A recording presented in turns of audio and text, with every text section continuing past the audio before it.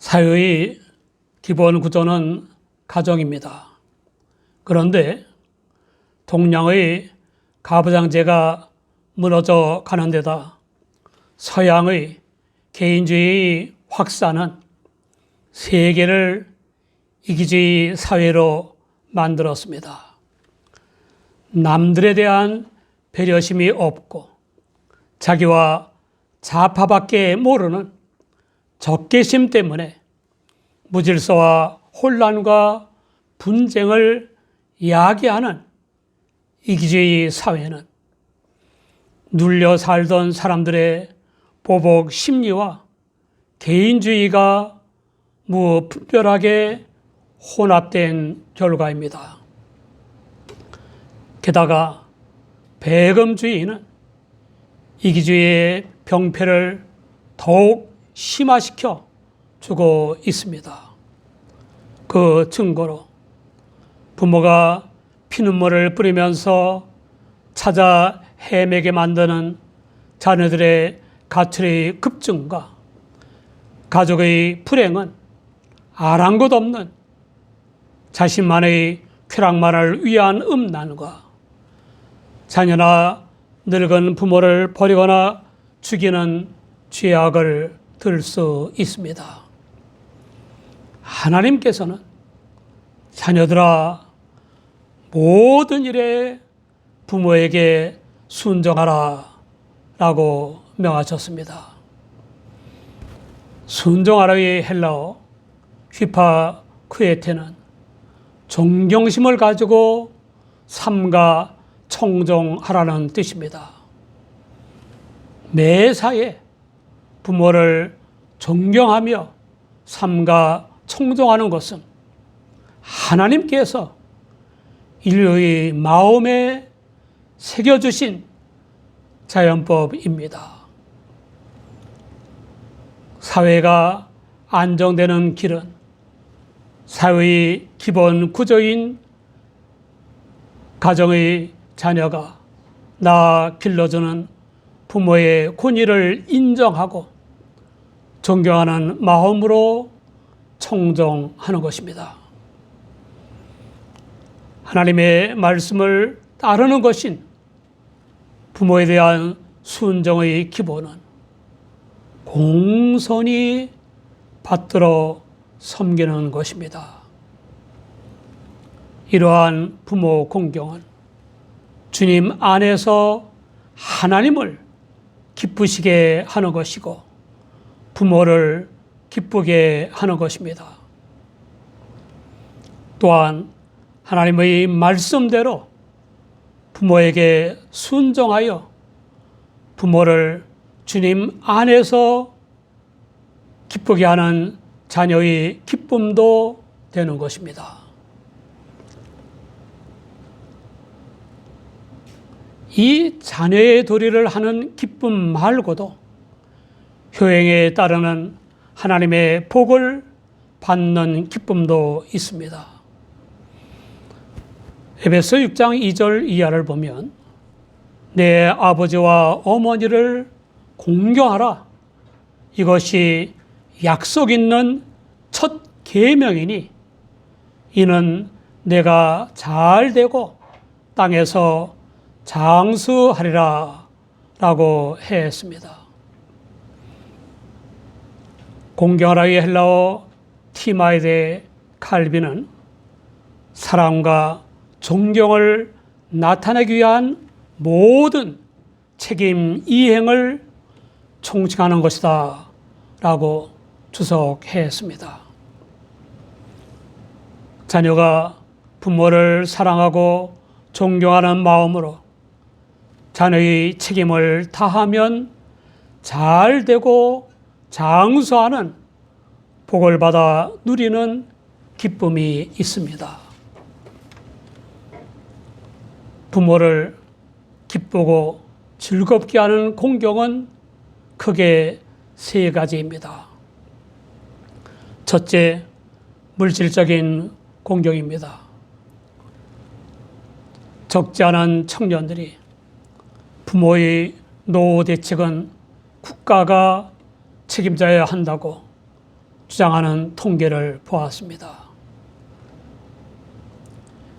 인기와 표를 얻기 위한 불필요하거나 과도한 복지 정책은 마음과 정신과 국가를 병들게 하는 폐단이 있습니다.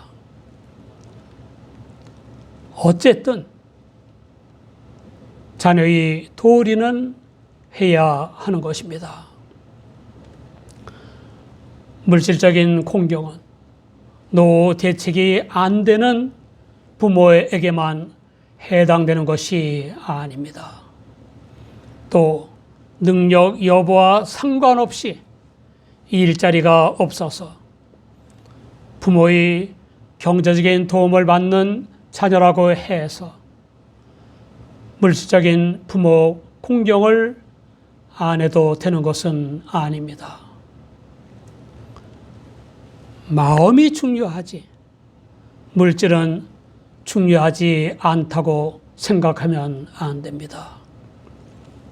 부모는 적은 물질이라도 그 속에 담긴 공경하는 마음을 받으며 기뻐하는 것입니다.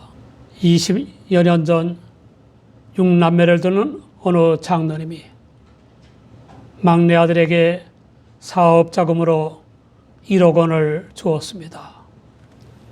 아들이 장사하면서 매달 겨우 10만 원의 용돈을 장로님에게 드렸는데 장로님이 천만금을 얻은 것보다 더 기뻐하면서 목사님에게 자랑을 했습니다. 기뻐하며 즐거워하던 장로님은 막내 아들에게 8천만 원을 더 주었습니다. 둘째, 부모를 기쁘고 즐겁게 하는 것은 심적 또는 정신적 공경입니다. 언젠가부터 우리나라가 부모가 자녀인지 자녀가 부모인지 헷갈리고 스승이 제자인지 제자가 스승인지 헷갈리기 시작했습니다. 속히 기본 질서가 잡힌 사회가 되어야 합니다. 부모는 부모이어야 하고 자녀는 자녀이어야 합니다. 스승은 스승이어야 하고 제자는 제자이어야 합니다. 나 기르는 사랑을 받은 자녀는 못난 부모라도 마땅히 존경하고 존중하는 마음의 공경을 해야 합니다. 교육을 받는 제자는 마땅히 스승을 존경하고 존중하는 마음의 공경을 해야 하는 것입니다. 마음과 정신의 공경이란 부모의 뜻과 말씀을 순종하여 부모가 기뻐하고 즐거워할 마음가짐과 정신 자세를 형성해 나아가는 것입니다. 주님 안에서 성령을 쫓아 기도하고 말씀에 창념하며 순종하여 자기를 잘 만들어가는 일은 누구보다도 부모가 기뻐하고 즐거워하는 것입니다. 바른 인격과 인간성, 풍성한 지식과 지혜, 성실함과 탁월한 실력, 투철한 책임감 등으로 가정과 교회, 직장과 사회에 유익과 덕을 끼치는 자녀가 되는 것보다도 부모를 기쁘고 즐겁게 하는 순종과 공경은 없습니다. 자기를 잘 만드는 것은 부모를 통해 가능성을 지닌 생명체로 창조하신 하나님을 기쁘시게 하는 일이기도 합니다. 이런 마음과 정신의 공경과 동기 간의 우애는 돌아가신 부모에 대한 효도이기도 합니다. 형제자매가 다 재벌인데도 상속 문제로 수년 동안 소송을 벌이는 것은 돌아가신 부모에 대한 마음과 정신의 공경이 아닙니다. 부모를 기쁘게 하는 것 같으나 괴롭게 하는 것이 있습니다. 아부나 뇌물수수나 파벌에 속하거나 불법이나 편법이나 범법이나 악법 제정 등의 죄악으로 축제하거나 더 높은 감투를 쓰는 것입니다. 어느 판사가 월급날도 아닌데도 툭하면 많은 돈을 가져오곤 했습니다.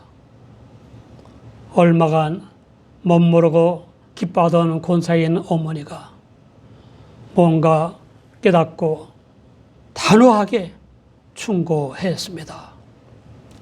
요는 이렇게 하라고 하나님께 기도하며 법관이 되게 한 것이 아니라는 겁니다. 그 후에는 그런 돈을 가져오지 않았습니다.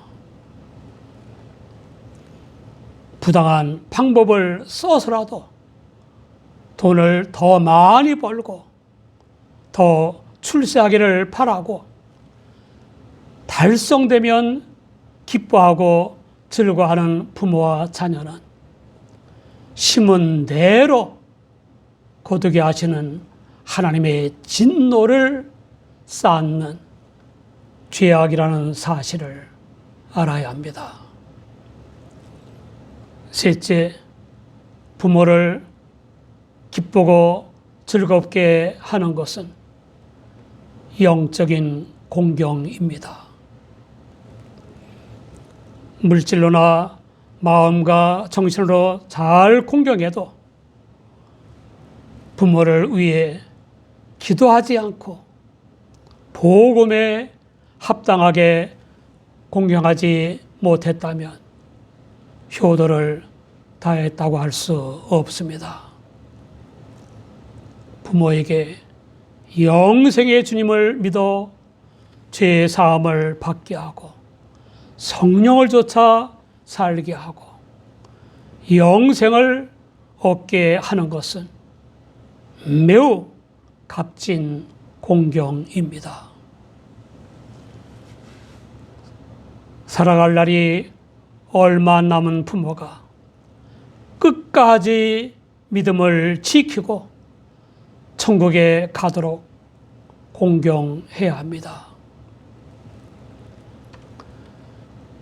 혈연의 가족이란 인간의 선택이 아니라 창조주 하나님의 섭리에 따라 맺어진 관계임을 아는 우리는 안 믿는 자녀들보다 더 부모에 대한 물질적인 공경과 마음 또는 정신의 공경과 영적인 공경을 해야 합니다.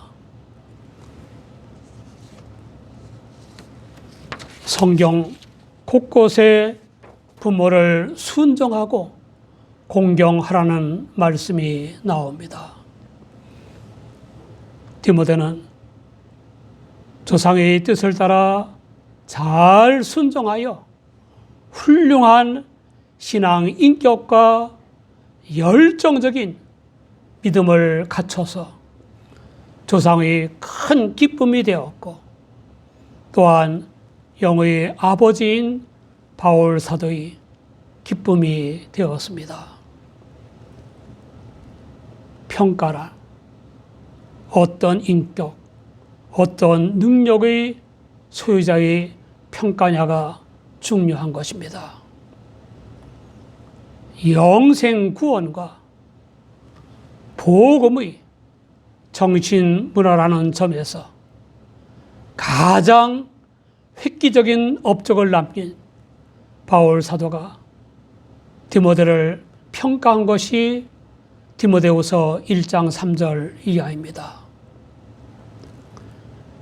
나의 밤낮 간구하는 가운데 쉬지 않고 너를 생각하여 청결한 양심으로 조상적부터 섬겨오는 하나님께 감사하고 내 눈물을 생각하여 너 보기를 원함은 내 기쁨이 가득하게 하려 함이니 이는 내 속에 거짓이 없는 믿음을 생각함이라. 이 믿음은 먼저 내 외조모 로이스와 내 어머니 유니게 속에 있더니 내 속에도 있는 줄을 확신하노라. 빌립보서 2장 20절 이하에는 디모데의 연단을 너희가 아나니 자식이 아비에게 함같이 나와 함께 복음을 위하여 수고하였느니라 라고 했습니다.